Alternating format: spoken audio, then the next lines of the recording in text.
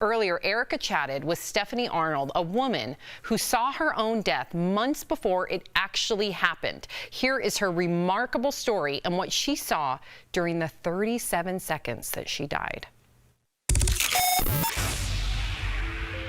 Stephanie, welcome to DBL. I have to tell you, girl, your story gives me full body chills because I don't have the words. Thank you. I didn't have the words after I came out of it, but yes, thank you so much. Well, let's walk through your story for our audience because you were halfway through your second pregnancy when you started to have premonitions about your delivery. What did you specifically see?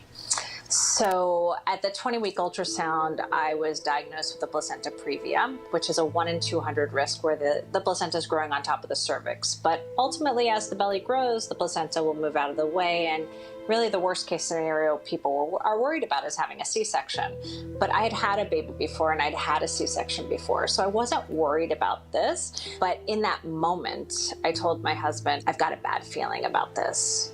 It was more of a knowing there was something coming. And you know how you don't know how you know things, right, but you know them. So what does one do when you go home and you have a computer in front of you, you start Googling what is a placenta previa and what have you. So I read placenta previa can turn into an accreta, which is what Kim Kardashian had, right? The placenta merges with the uterus. If that happens, you might bleed. If that happens, you might need a hysterectomy. If that happens, you might hemorrhage. And worst case scenario is you and the baby might lose your life. And in that moment, I sat back and I looked at my husband, who's a PhD from University of Chicago, economist, former Air Force pilot, very logical and analytical. I said, this is going to happen to us. The only difference is the baby's going to be fine. But I started telling every single person I saw, doctors, nurses, everything. I just have to tell you, I'm a firm believer in trusting your premonitions, trusting those messages that you might be receiving from different places, maybe a dream, maybe something that repeatedly gives you the same message. So you didn't live in fear, you actually took action. Well, you live in fear because you know that the D-Day is the day you're going to deliver. So I had 3 months to save my life. And I didn't question where those messages were coming from because they weren't in dreams, they were visions. I mean, at one point I was walking through a park and the fountain was dry and it was a cold winter day, and I was explaining to my daughter, who was 2 at the time, about how the fountain is, and then all of a sudden in mind's eye the fountain would be spurting and then it turned to blood, and I had a visceral reaction to a hemorrhage, like my blood rushing out. And I went straight to the hospital and I met my husband there and they triaged me and I said, Mrs. Arnold, are you okay? I'm like, no, obviously I'm not. Obviously I'm hemorrhaging. And they're like, no, you're actually okay. Everything's fine. Amniotic fluid's fine. Everything's fine. And maybe you're just stressed. And my husband was like, okay, it's a false alarm. And I'm like, no, this is a warning. So how did you try to change the course of your premonition, knowing that other people thought that you were just out of touch? Yeah, it's a good question.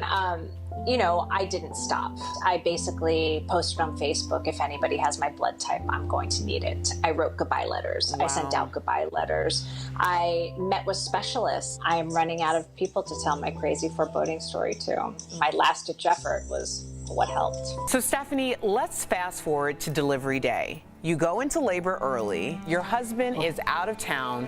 What happens when you get to the hospital? I'm scared out of my mind because I am acutely aware that this is the day I'm going to die.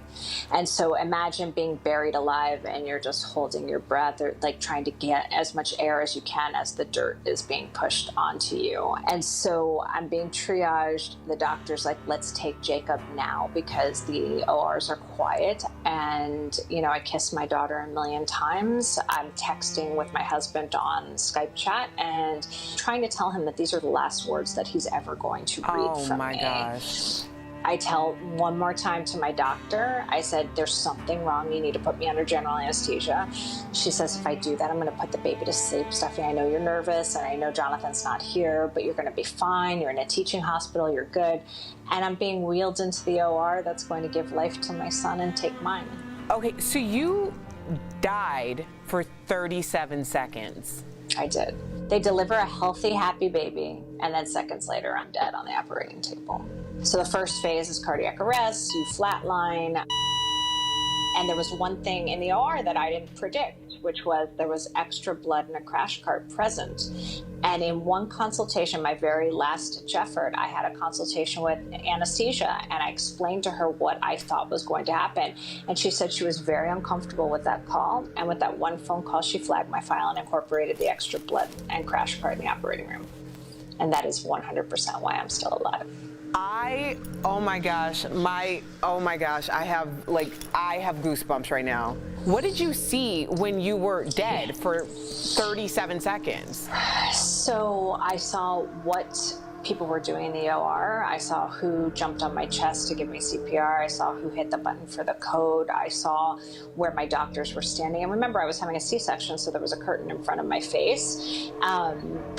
Once you get intubated, your eyes get taped shut. And so once they resuscitate you, then I kept seeing what my daughter was doing down the hallway, that there were spirits present. When I come out of this and I explain everything that happened, including that my own doctor didn't deliver the baby and like all of the things that I saw in the OR, and they said, I didn't go to medical school for this. This does not make any sense to me, but it's accurate down to where we were standing and what we were doing. And they're like, I'll give you that the hearing is the last to go, but you most certainly couldn't have seen. And Jonathan's like, at some point I have to just give it to you that the Sherlock Holmes quote, once you eliminate the impossible, no matter how improbable, must be the truth. What do you want people to take away from your story? Intuition can literally save your life. And, you know, the one thing my doctors were missing was that this was not typical behavior of me. Like, I'd had a baby before. So for them, they weren't using their own intuition, that this was atypical behavior for Stephanie. I'm just saying to trust it and speak up when you sense something is wrong, because at the end of the day, you will never regret speaking up and being wrong. The second message I have is that life does not end when we physically do. And we just transition from a solid to a gas. Well, Stephanie, thank you so much. To our DBL Nation, if you want to learn more about Stephanie's story, go to Hoopla Digital to download a free copy of her audiobook, 37 Seconds, Dying Revealed, Heaven's Help. You can also visit her website, stephaniearnold.net. Stephanie, thank you so much. We really appreciate you. Thank you for having me.